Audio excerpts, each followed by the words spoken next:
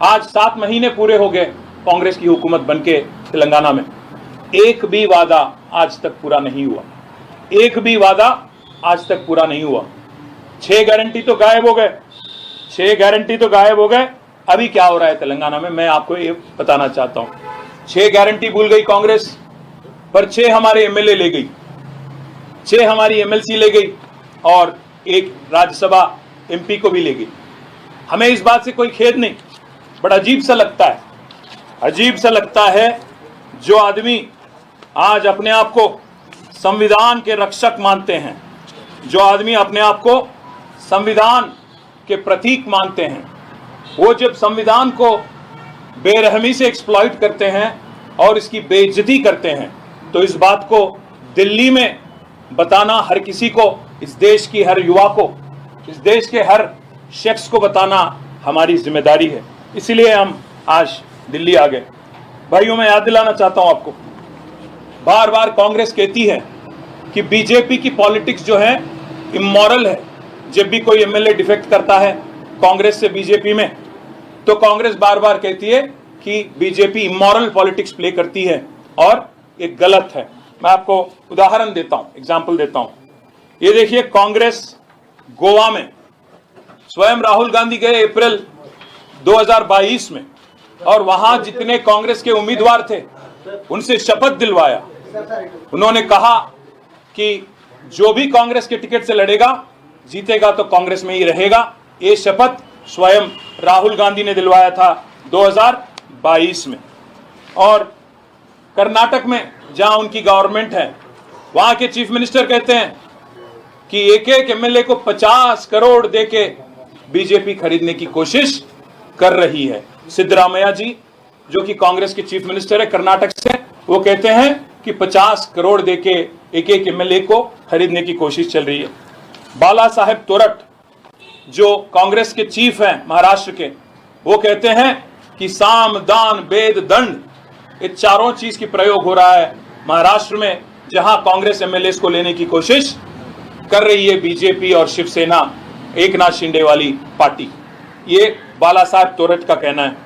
और हरियाणा में अजीब सी बात है, हरियाणा में जहां आप देखेंगे उनके एक एमएलए कांग्रेस की किरण चौधरी, जो कांग्रेस के टिकट से जीती और बीजेपी में शामिल हो गई, उनकी डिस्क्वालिफिकेशन के लिए आज भी कांग्रेस पार्टी लड़ रही है और उसको लेके कोशिश भी कर रही है। और सबसे अहम बात मैं आपसे कहना चाहता हूं, आज कांग्रेस पार्टी स्वयं मणिपुर में जब उनके एमएलए मणिपुर में डिफेक्ट कर गए, एक आदमी थे एमएलए श्याम कुमार, जिन्होंने जीते तो वो कांग्रेस में थे, बदल गए बीजेपी में, और उसको लेके कांग्रेस ने काफी लड़ाई की और अल्टीमेटली स्पीकर ने यह तय किया कि जो भी अगर डिफेक्शन होता है, ये बहुत इंपॉर्टेंट लैंडमार्क जजमेंट है। 2020 में सुप्रीम कोर्ट की 3 जज bench, justice Nariman, justice Aniruddha Bose और जस्टिस राम सुब्रमण्यम की 3 जज वाली बेंच ने एक फैसला लिया था मणिपुर वाली केस में, जहां के पीसीसी अध्यक्ष, प्रदेश कांग्रेस कमेटी के अध्यक्ष केशम मेघचंद्र सिंह ने पिटीशन फाइल की थी सुप्रीम कोर्ट में श्याम कुमार जी के खिलाफ, और सुप्रीम कोर्ट ने यह जजमेंट दिया कि स्पीकर को 3 महीने के अंदर तय करना चाहिए डिस्क्वालिफिकेशन पिटीशन में। ये जजमेंट आया 2020 में। उसको लेके जजमेंट की कॉपी भी मैं आपको दे सकता हूं। उसको लेके आज श्याम कुमार जी को डिस्क्वालीफाई किया गया और उनको पद से हटाया गया। और हाल ही में जो एक किस्सा हुआ हिमाचल प्रदेश में, जब अभिषेक मनु सिंघवी जी कांग्रेस के राज्यसभा के उम्मीदवार थे, तो वहां के 6 लेजिस्लेटर कांग्रेस के बीजेपी को वोट दे दिए और राज्यसभा वाली इलेक्शन में। उसके खिलाफ भी आज कांग्रेस हिमाचल में आज लड़ रही है। मैं इसलिए पूछना चाहता हूं, जब आपके साथ गोवा में इलेक्शन होता है तो आप शपथ दिलवाते हो आपके लेजिस्लेटर से कि आप दल बदलेंगे नहीं।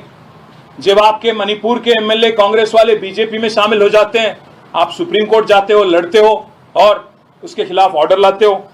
जब कर्नाटक में आपके चीफ मिनिस्टर स्वयं कहते हैं कि 50 करोड़ की खरीदारी हो रही है आज एमएलएस की, कांग्रेस वाली एमएलएस की बीजेपी के जरिए, तो उस बारे में भी आज राहुल गांधी उसको सपोर्ट करते हैं। और हिमाचल में भी हम जो देखते हैं उसके बारे में भी आज लड़ाई चल रही है। और सबसे अहम बात, कांग्रेस की एक मैनिफेस्टो निकली थी अभी हाल ही में जब पार्लियामेंट हुआ, तो न्याय पत्र करके उनका मैनिफेस्टो, नेशनल मैनिफेस्टो, जिसकी लॉन्च की गई थी तेलंगाना में इसकी लॉन्च हुई थी, जिसमें राहुल गांधी और उनकी पार्टी ये कहती है न्याय पत्र में कि हम न्याय करेंगे। This is the exact thing I am reading out. We promise to amend the 10th schedule of the constitution of India and make defections leaving the original party on which the MLA or MP was elected, and automatic disqualification of the membership in the assembly or parliament।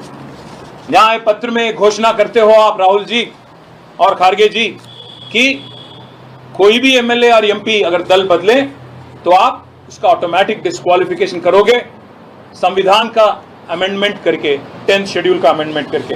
मैं आज इसीलिए पूछना चाहता हूं, आज कांग्रेस के जो chief minister हैं तेलंगाना के रेवंत रेड्डी, और यहां के जो लीडर ऑफ ऑपोजिशन है राहुल गांधी जी, हम देखते हैं टीवी में और पेपरों में कि बार बार राहुल जी संविधान को फ्लॉन्ट करते हैं, संविधान को दिखाते हैं, ऐसे एक्टिंग करते हैं जैसे कि वो संविधान के रक्षक है, संविधान के प्रतीक है, और संविधान को अगर कोई इज्जत करते हैं तो राहुल जी करते हैं और कोई नहीं करते हैं। इस तरीके का एक ऑस्कर अवार्ड लेवल की एक्टिंग राहुल जी करते हैं। पर देखिए क्या कर रहे हो, एक तरफ पार्लियामेंट में जो 2-4 किलोमीटर दूरी में है यहाँ से, वहां पे आप कॉन्स्टिट्यूशन को दिखाते हो, और उसके ठीक नीचे अगर आप देखेंगे तो हमारे एक सदस्य पोचारम श्रीनिवास रेड्डी जी जो BRS के MLA हैं, उनका हाथ मिलाते हैं, इंकरेज करते हैं। और मैं यूं ही नहीं कह रहा हूं, ये इंडियन एक्सप्रेस की रिपोर्ट है,